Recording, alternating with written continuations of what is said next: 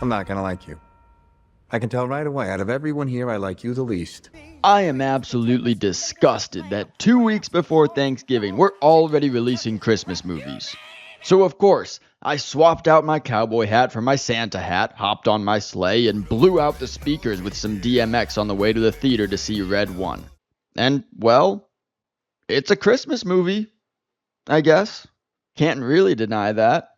Is it a good one? Well, let's do a little spoiler free plot summary before answering that question.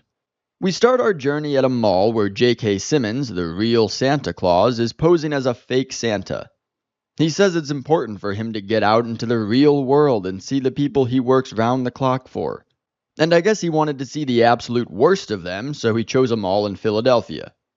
He's flanked by his 6'4", 260-pound elf, The Rock. His name is technically Callum Drift, but whatever, it's just The Rock. But The Rock is more than just a toy maker. He's head of security in the North Pole and Santa, Red One's personal protector.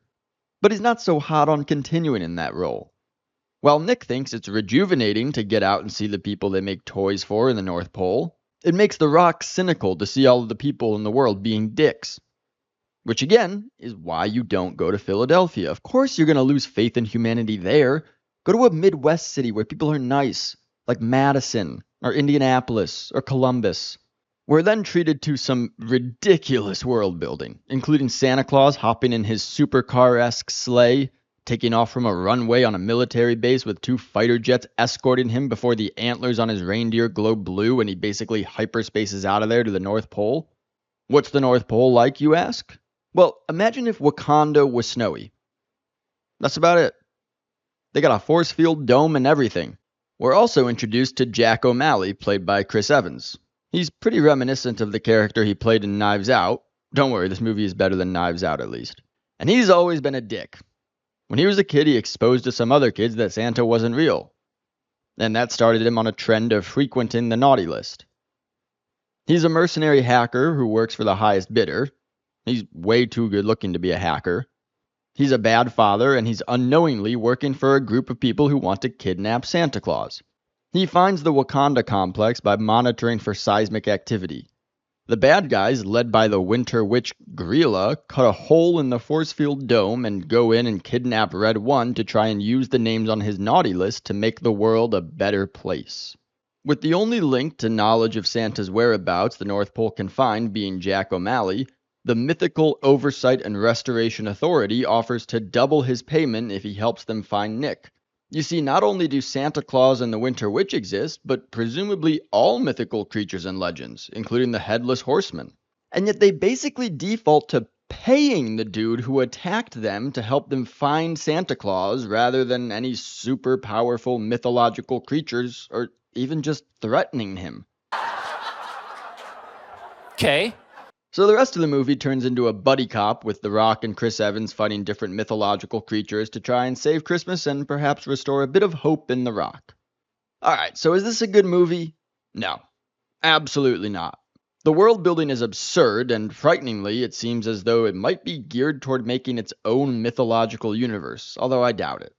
Put aside the inescapable world building problems when Santa Claus is involved, like how can Santa exist and nobody believe in him?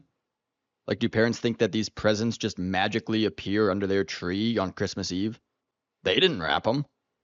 No one has ever managed to find the North Pole Wakanda complex, despite it giving off massive amounts of power and the North Pole being a fairly popular place for scientific research to be conducted. The kidnappers cut a hole in the force field dome, and that triggers no alarm. The mythological world is much too intertwined with the normal world to keep it a secret.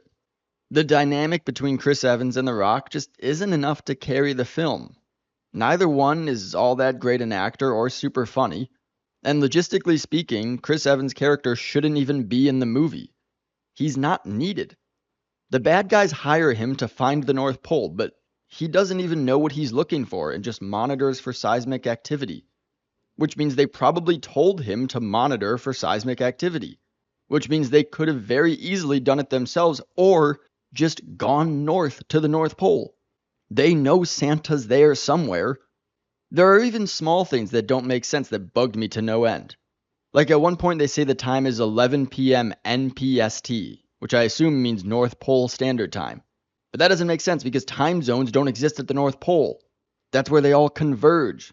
So that one had me festering for 5 minutes and I completely ignored what was going on in the movie. The jokes are okay. There aren't many of them. This movie seems like it's trying to be a Marvel-style Christmas movie, including the unnecessarily massive budget. But it misses on the things that made Marvel movies really fun. Back when they were fun, that is. It's missing characters that are charismatic and endearing.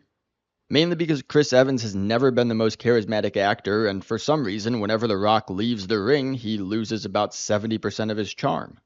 But okay, so it's not a good movie. But is it a good Christmas movie? Because the scale there is different. Well, it doesn't really feel like a Christmas movie.